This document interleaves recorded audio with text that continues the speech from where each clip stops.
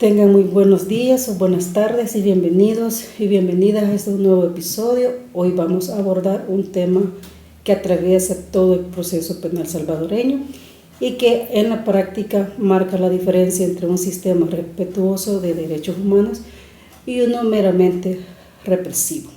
El tema que se desarrollará en este podcast es las medidas cautelares en el proceso penal salvadoreño, fundamentos, principios, prácticas y retos actuales. Hola a todos, buenas tardes, buenos días, exacto.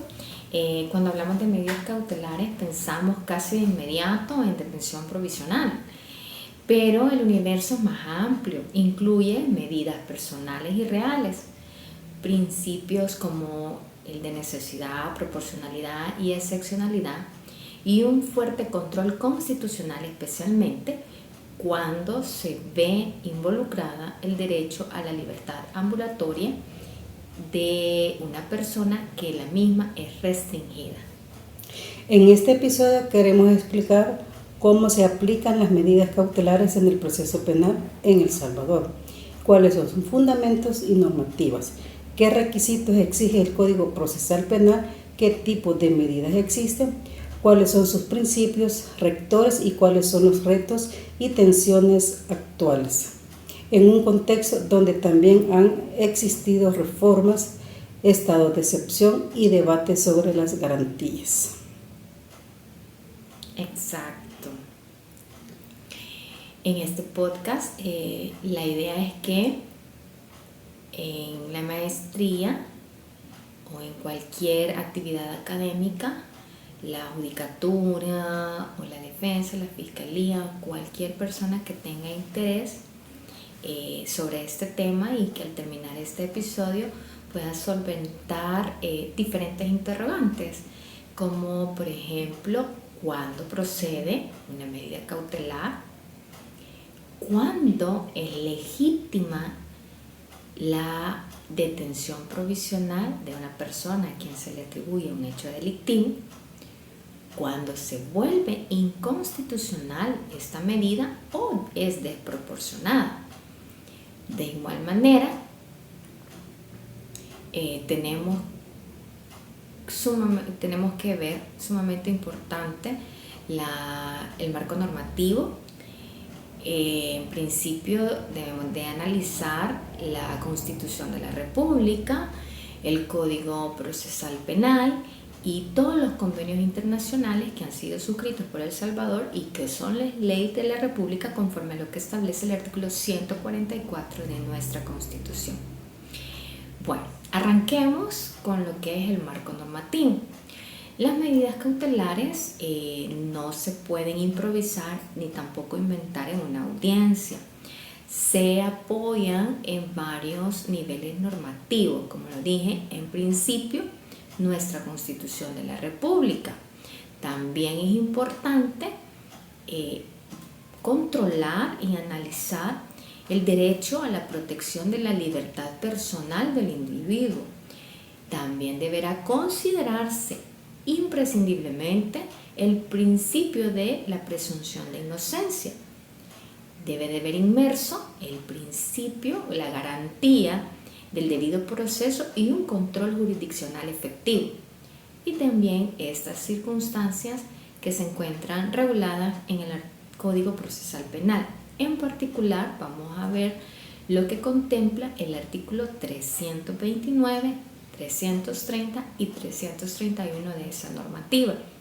La detención provisional, su regulación como el peligro procesal y la necesidad e idoneidad de la medida.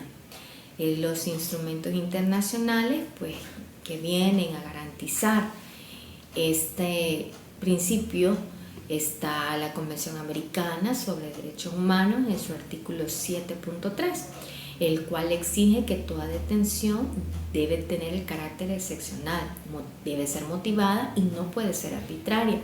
Y existe la prohibición de prisión preventiva como regla general. El artículo 329 del Código Procesal Penal exige que, para decretar detención provisional, existan elementos de convicción suficiente sobre la existencia del delito y la probable participación del imputado. Además del peligro procesal, la doctrina y la jurisprudencia suelen resumir esto en dos excepciones latinas: el famus boni iuris, apariencia de un buen derecho, así también el periculum in mora, el peligro de la demora. Estas dos excepciones se regulan en el Código Procesal Penal. Efectivamente, estas expresiones que se han relacionado están contempladas en la referida base legal y eso es clave. Sin FOMUS no hay base para investigar a alguien seriamente. Sin periculum no hay justificación para restringirle derechos en forma cautelar. Ahora vamos a hablar sobre el concepto y la función que tienen las medidas cautelares dentro del proceso penal. Entremos al concepto. Las medidas cautelares son instrumentos procesales que buscan garantizar que el proceso penal pueda desarrollarse normalmente y que la sentencia que eventualmente se dicte, si es en condenatoria, pueda cumplirse efectivamente. También no son una respuesta moral al delito, ni una forma anticipada de castigar, sino la finalidad es puramente procesal. O sea que esto qué quiere decir, de que cuando a una persona se le castiga es porque puede haber un peligro de fuga, y para evitar esa situación es que ir con la prueba. Esta persona puede ser condenada o puede ser puesta en libertad, y para evitar la destrucción de la prueba, evitar intimidación de testigos y también para evitar que se frustre la ejecución de la sentencia. Esa es la finalidad, todas estas motivos o circunstancias por las que se puede imponer la medida cautelar de la detención provisional. Al respecto, la Sala de lo Constitucional en diferentes sentencias sobre la detención provisional ha insistido en que estas medidas no pueden convertirse en una sanción anticipada, es decir, que no es una pena encubierta. Su única justificación es cautelar, no punitiva, y cuando nos referimos a cautelar es que es provisional, siempre y cuando persistan las circunstancias que motivan, de las cuales se ha relacionado el peligro de fuga o una demora en la justicia. Cuando una medida cautelar se impone solo por que el hecho sea grave, pero sin dejar de analizar el peligro procesal concreto, se está desnaturalizando la figura y se vulnera a su vez el principio de presunción de inocencia. Y ahí viene algo muy práctico para quienes intervienen en las audiencias. Como la Fiscalía pide una medida, no basta decir: el delito es grave, puede fugarse. Tiene que explicar qué características personales del imputado hacen probablemente la fuga, qué condiciones concretas facilitan la destrucción de la evidencia. Así también, ¿por qué una medida menos gravosa no sería suficiente para imponerla? Así también podemos decir que al analizar no parece en la resolución, el juez corre el riesgo de dictar una medida inconstitucional.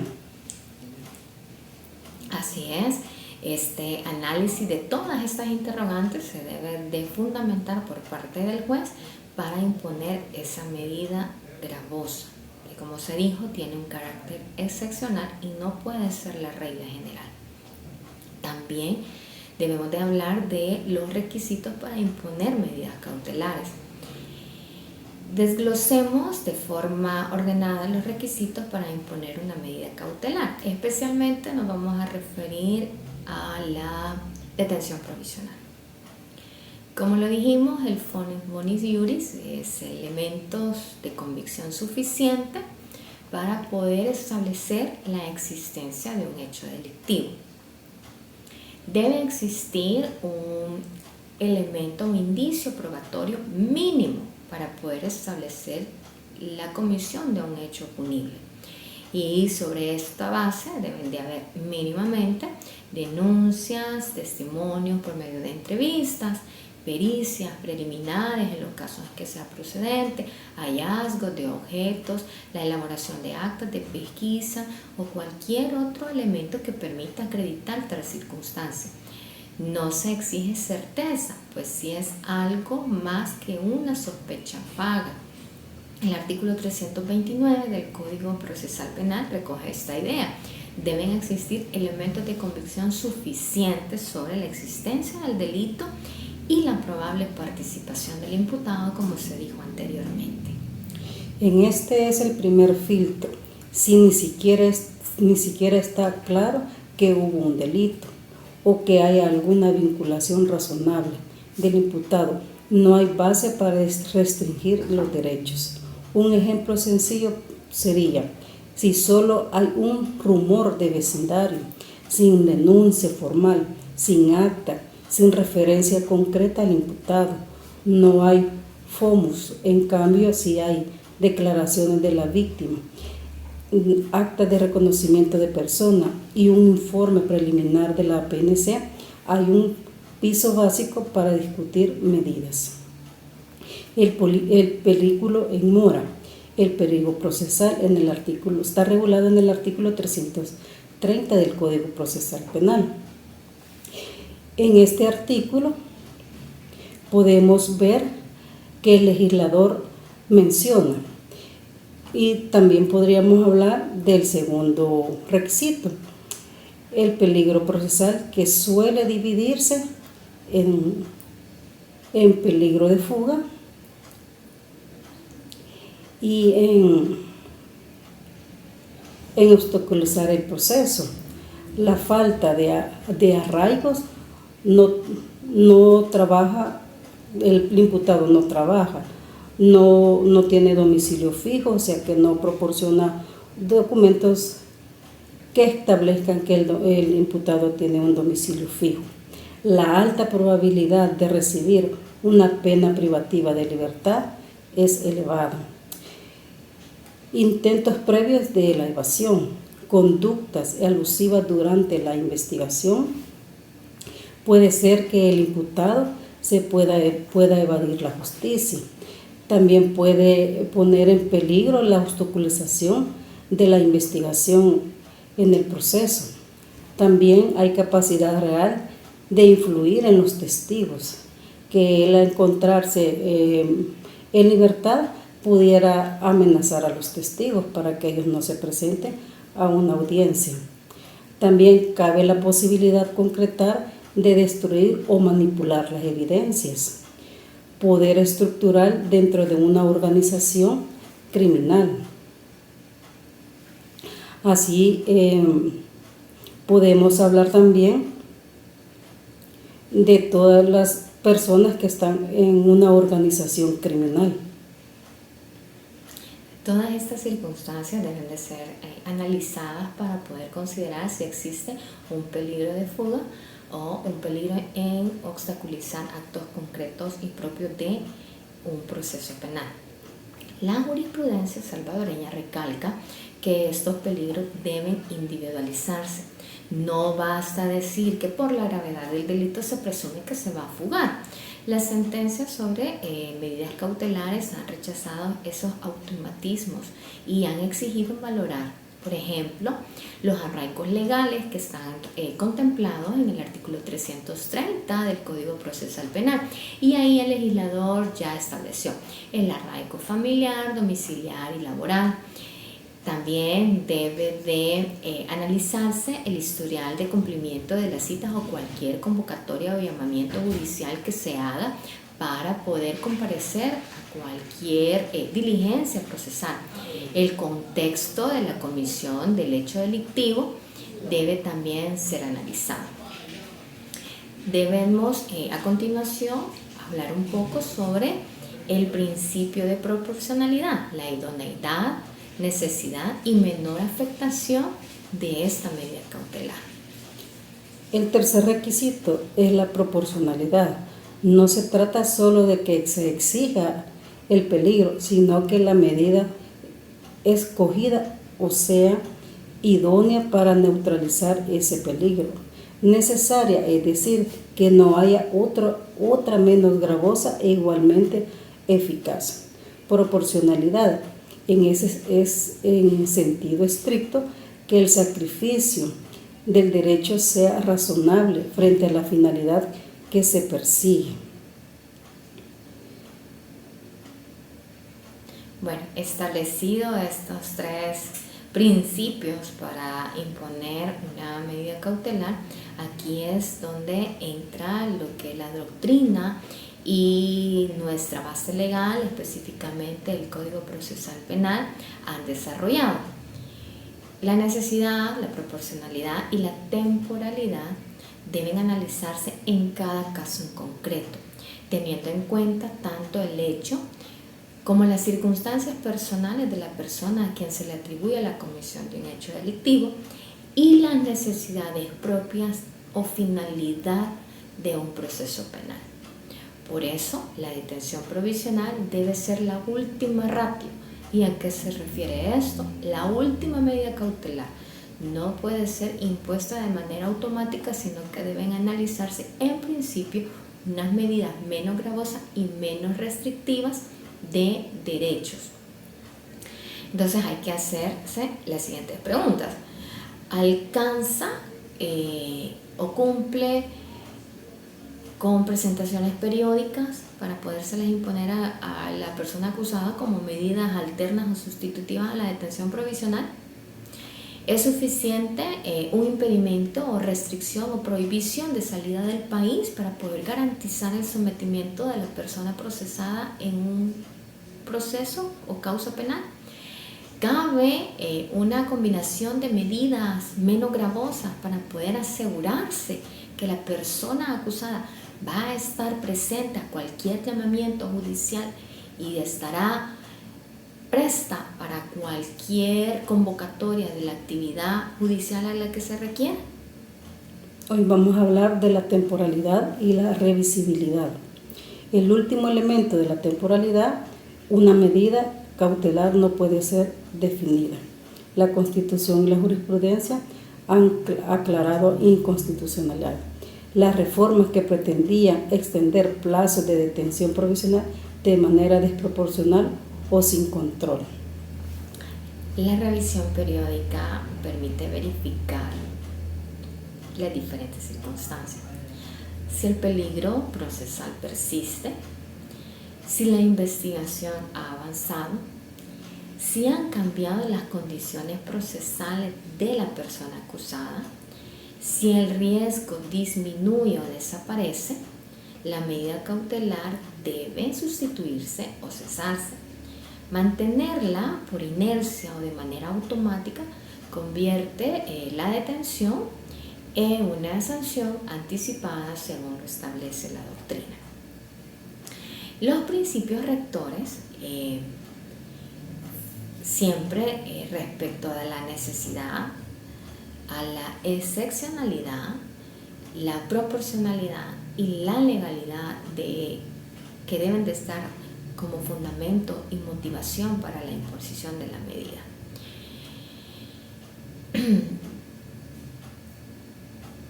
En la práctica judicial, cuando un juez decide decretar o ratificar medidas cautelares, sobre todo la detención provisional, que como lo hemos dicho es la más gravosa, debe hacer un examen estructural de todo lo que está en el expediente de manera estructurada a la luz de los 4 principios a los que estamos mencionando de manera reiterada. ¿Cuáles son estos? el principio de necesidad, la excepcionalidad, la proporcionalidad y la legalidad.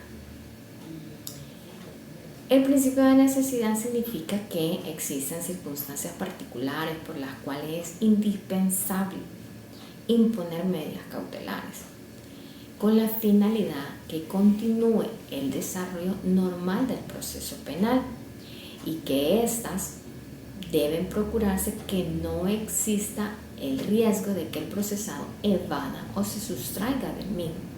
Por otro lado, debe ponderarse si estas medidas afectan o no el peligro que se advierta de obstrucción o de entorpecer la investigación que se está llevando a cabo.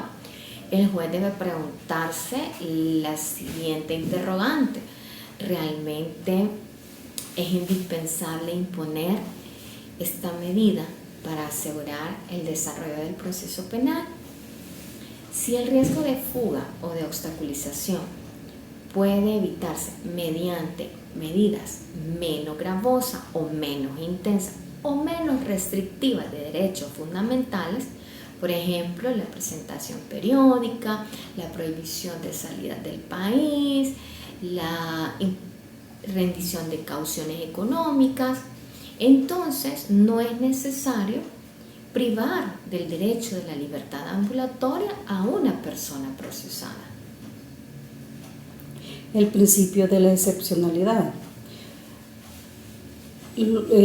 Luego de lo que hemos hablado y hemos reiterado de los principios, al momento de imponer una medida cautelar deben valorarse las circunstancias del hecho delictivo y las particularidades del procesado.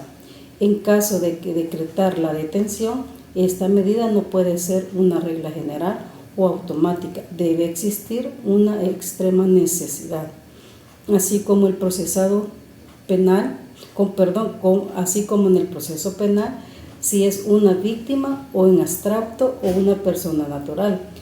Las diligencias de investigación que realiza el ente fiscal, entre otras, por lo cual antes de decretar la detención se debe descartar imponer otra medida distinta. La regla general en un Estado democrático es la libertad. La prisión preventiva es la excepcionalidad. Por eso, aunque el hecho sea grave, aunque exista alarma social, el juez puede convertir la detención en respuesta automática. Debe justificar que existe una extrema necesidad de recurrir a ella para su condena, así considerando todos los elementos que ya se han retomado. También tiene que ver la naturaleza y forma de ejecución del delito, las particularidades del imputado, así también que el imputado participe en ese hecho delictivo, también el rol que se desempeña en la estructura criminal, si la hay, diligencias de investigación que están pendientes de realizarse. Antes de llegar a la detención, debe descartar razonadamente otras medidas de las que hemos venido hablando, que puede ser una detención con medidas alternas. No necesariamente tiene que ser la medida cautelar de la detención. Es decir, que se debe de hacer esa ponderación de todas estas particularidades a las que se han hecho mención para considerar como última ratio o como última opción la medida gravosa. Ahora hablemos sobre el principio de proporcionalidad más a fondo de las reseñas que hemos mencionado. En relación a este principio, como la penalidad del delito que se le ha atribuido a una persona, si es grave o si es un hecho delictivo culposo también, o si es cometido de manera dolosa, si como una autoría, si se ha actuado de manera consciente, voluntaria, o posee un alto rango dentro de una estructura delictiva. Asimismo, debe valorarse si la participación en el ilícito no ha sido necesaria o indispensable. La proporcionalidad implica analizar diferentes circunstancias. En primer lugar, como se dijo, la gravedad del delito y su pena abstracta. Esto es que la sanción que está impuesta por parte del legislador a cada uno de los hechos que son considerados punibles. Delitos que, pues, la calificación ya está dada por nuestra legislación, que consideramos que un delito es grave cuando la expectativa de la sanción a imponer supera los 3 años de prisión. También se debe de considerar si el hecho ha sido cometido de forma dolosa o culposa. Ya tenemos conocimiento que el dolo es la intención de realizar el hecho y la culpa es la falta de diligencia al momento de la ejecución del mismo. El grado de participación, si nos encontramos frente a un autor, un coautor, un cómplice, un autor mediato, un partícipe, un cómplice necesario o no necesario. El daño del imputado dentro o fuera de la estructura, el poder que éste tenga, si se puede atacar o no, o debilitar la estructura a la que éste pertenece, en el caso particular de los delitos cometidos por la criminalidad organizada. No es lo mismo un líder de una organización criminal que puede ordenar la eliminación de prueba o incluso de personas que un partícipe de bajo rango sin capacidad de decisión. Entonces ahí todas esas circunstancias deben de ser analizadas para no imponerse de manera mecánica o automática la medida restrictiva. Ahora vamos a hablar del principio de legalidad. Toda medida cautelar debe estar expresamente prevista en la ley y respetar los marcos establecidos tanto por el Código Procesal Penal como la Constitución y los tratados. Cuando se aplica la detención provisional, el juez debe comprobar que respeten los artículos 329, 330 y 331 del Código Procesal Penal, que se observan los límites que marca el catálogo de delitos y que no se hace una interpretación extensiva en perjuicio del imputado. También vamos a hablar de tipos de medidas cautelares personales y reales. Bueno, como ya se dijo, regularmente cuando hablamos de medidas cautelares, lo primero que se viene a la mente en el derecho penal es la detención provisional. Pero vamos a hablar de la clasificación de medidas personales y también de medidas reales. Las medidas personales. Entre las personales más relevantes encontramos la detención provisional. La regla, la excepcionalidad basada en el fomus más peliculum, objeto asegurar presencia del imputado y evitar frustración del proceso. Impedimento de salida del país, especialmente útil cuando existe arraigo interno, pero riesgo de fuga internacional. Por eso que se le pone esa prohibición. También se puede poner la prohibición de presentarse periódicamente en el tribunal donde se lleva su proceso. Esta medida es útil cuando el peligro de fuga es moderado y puede controlarse con vigilancia judicial. La prohibición de acercarse a la víctima o testigo es fundamental en caso de violencia intrafamiliar, delitos sexuales o amenazas. Esto es para evitar de que el imputado pueda amenazar tanto a las personas que están siendo involucradas en el proceso. Otras restricciones a la movilidad, como residir en un lugar determinado, no concurrir a ciertas zonas que se puedan poner en peligro.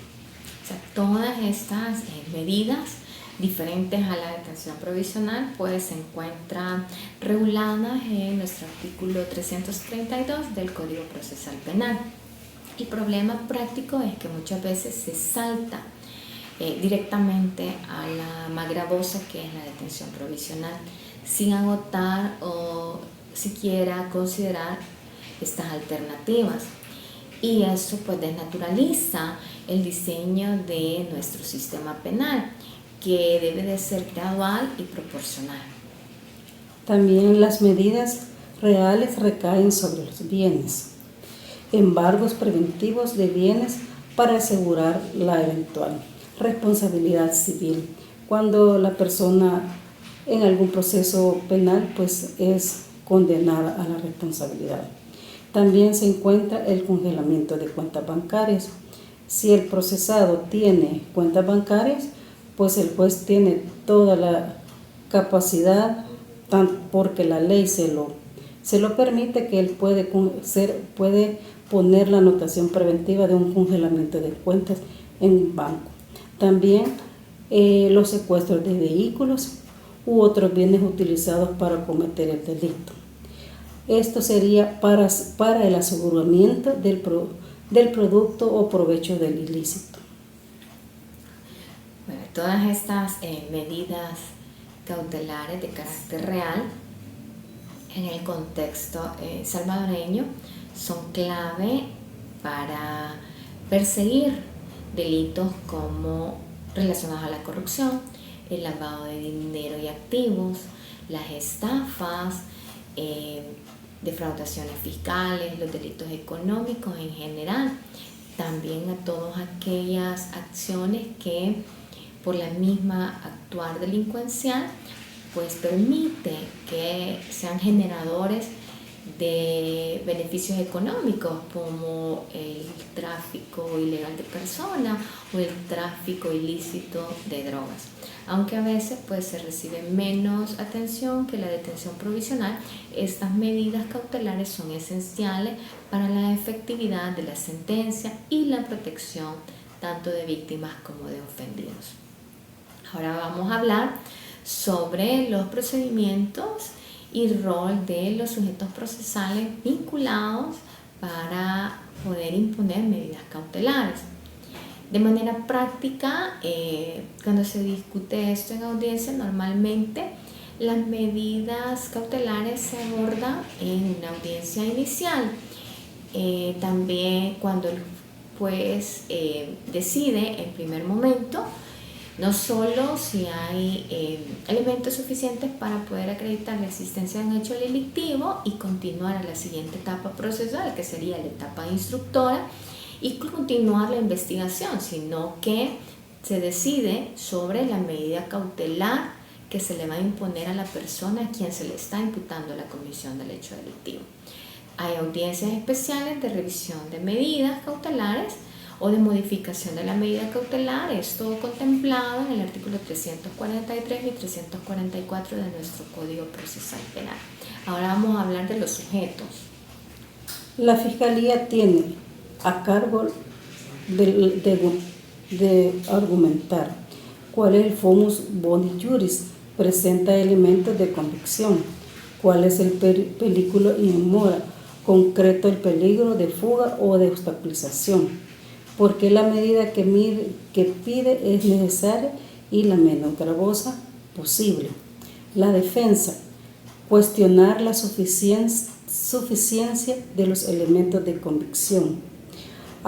Aporta arraigos laborales, familiares, sociales, domiciliares, proponer medidas alternativas adecuadas. Eso es el papel que cada uno de los sujetos antes mencionados va a desempeñar en el desarrollo de la audiencia para poder resolver sobre la petición a la medida cautelar. El juez no puede ser un espectador pasivo. El juez, por el contrario, tiene el deber, en primer lugar, de controlar la legalidad de la petición de cada una de las partes, tanto de la Fiscalía como de la defensa técnica. Exigir argumentos sólidos y concretos, no frases retóricas o de plantillas utilizadas por cada una de las partes. Se debe ponderar si la medida solicitada respeta los principios a los que hemos hecho alusión al inicio de este podcast, decir el de la necesidad, la proporcionalidad y si es procedente de manera excepcional imponer esta medida. Debemos motivar la decisión que se tome por parte del juez, explicando por qué acoge o rechaza total o parcialmente cualquiera de las peticiones de las partes. La jurisprudencia ha sido enfática en que las resoluciones que restringen el derecho fundamental a la libertad ambulatoria deben ser especialmente motivadas porque estas afectan este derecho fundamental, como se lo dije anteriormente. Vamos a hablar de casos hipotéticos para poder ejemplificar cómo podemos desarrollar o cómo en la práctica podemos discutir respecto de la imposición de la medida. Aquí vamos a jugar haciendo un caso práctico como por ejemplo el de un homicidio simple en el que se presentan arraigos, esto regulado en el artículo 128 del Código Penal. Imaginémonos un caso de homicidio simple con pena alta para el imputado. Tiene trabajo formal, tiene una familia en el país, se presentó voluntariamente cuando supo de la orden de captura. También aceptó, llamó al llamado judicial a haberse presentado él por su propia voluntad cuando supo del proceso. No hay indicios que este intimado sea un testigo. Todas estas circunstancias, como se lo dijo, tiene trabajo formal, tiene familia, se presentó de manera voluntaria, no hay indicios de que esté intimidando a ningún testigo o perito dentro del proceso. Entonces aquí vamos a hacernos la pregunta: ¿la gravedad del delito, del homicidio simple, basta para imponer la detención provisional? Con la jurisprudencia actual, la respuesta tiende a ser no. La Sala ha dicho que la gravedad por sí sola no justifica la detención provisional. Debe existir un peligro procesal real, no hipotético. En ese escenario podría ser suficiente impedimento de salir del país. Presentarse periódicamente al juzgado que estaría vigilando,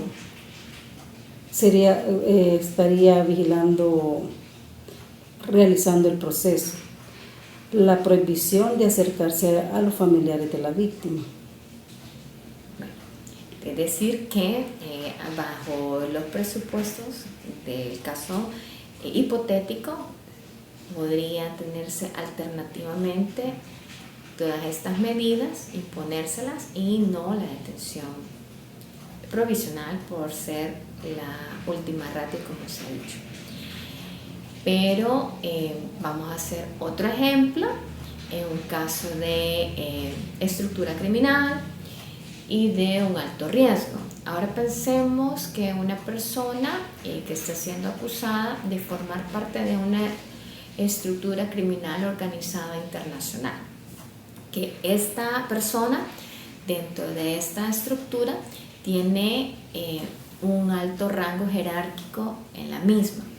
Hay evidencia de que está amenazando testigos para que no participen o no colaboren en la investigación, que el delito investigado sea un delito grave como una extorsión, el lavado de dinero y todo vinculados a maras, pandillas, agrupaciones u organizaciones de naturaleza criminal. ¿Qué podemos hacer ahí? Aquí el peligro de obstaculización y de fuga es objetivamente mayor. Además, puede reformarse el artículo 331 del Código Procesal Penal. Se ha configurado un catálogo de delitos de los que la ley restringe o prohíbe la sustitución de la detención provisional. En estos supuestos, es más probable que la detención provisional sea constitucionalmente aceptable, siempre que el juez explique y motive con detalles las razones. Es decir, que podemos evidenciar que nos encontramos ante delitos graves atribuidos a cada una de las personas, pero con circunstancias diferenciadas que nos permiten analizar la procedencia o no de medidas alternas o sustitutivas a la detención. Tenemos actualmente retos en nuestro sistema penal salvadoreño. Nuestra realidad, uno de los grandes desafíos es evitar que las medidas cautelares, especialmente la detención provisional, se convierta en un mecanismo de gestión de seguridad pública en lugar de un instrumento estrictamente procesal. Con las reformas penales y el uso del estado de excepción, diversas organizaciones y estudios han señalado el riesgo de que las reglas se inviertan, que la prisión preventiva comience a funcionar como norma y las medidas alternas como un privilegio casi inalcanzable. De alguna u otra manera, estas circunstancias o posiciones contrapuestas pues han generado algún tipo de tensiones, que se ha cuestionado la independencia judicial por diferentes circunstancias, por la opinión pública que hoy en día pues al alcance de las redes sociales, en donde cualquiera se puede manifestar y al no tener completa la información, emitir alguna opinión en un caso en concreto en donde se considere que no se está tutelando los derechos y garantías fundamentales de cada persona, y esta tutela pues debe de ser efectiva si lo establece nuestra Constitución. Es el mandato que tiene cada uno de los órganos involucrados, los sujetos procesales, y por ello es que existen revisiones de estas medidas que no se deben de volver meramente formales, sino que reales, para no perder en sentido estricto el control judicial. El sistema penitenciario pues debe de estarse atento a evitar abusos a la detención provisional, que también impacta en el hacinamiento, en las condiciones de encierro y en el cumplimiento de los estándares mínimos de los derechos humanos que están garantizados mediante la ratificación de los diferentes convenios internacionales por parte del país. Por eso, el debate sobre las medidas cautelares no es solo técnico, sino ético y político. ¿Qué tipo de sistema penal queremos? ¿Uno que administra cárceles o uno que administra justicia? Hoy hemos recorrido el camino completo de las medidas cautelares en el proceso penal salvadoreño, su fundamento, su constitucionalidad y la convencional, los requisitos FOMIS, Boni Juris y el película en mora. Los principios de necesidad, excepcionalidad, proporcionalidad y legalidad que hemos desarrollado en todo este podcast, los tipos de medidas personales y reales. También el procedimiento, el rol de la Fiscalía, Defensa y el juzgado que tiene cada persona en cuanto ya se realice una audiencia. Y finalmente, los retos que enfrenta el sistema en la justicia, la justicia práctica. Bueno, con todos estos puntos hemos llegado al final de esta pequeña conversación, en lo que consideramos que no solo debe de estar en juego la imposición de la medida cautelar, sino que debe de garantizarse el cumplimiento de estos principios fundamentales a fin de que el derecho a la vida y la dignidad de las personas que han sido sometidas a cualquier proceso penal debe de estar garantizado por cualquier sistema. que una medida cautelar, especialmente la detención provisional, el juez debe de tener muy firmemente aquellos principios rectores para efecto de garantizar la justicia en el proceso y no adelantar castigos o penas a las personas acusadas. Así, este episodio te ayudó a reflexionar sobre cómo aplicar o cuestionar medidas cautelares desde una perspectiva técnica y garantista. Ese es precisamente el objetivo del proceso penal.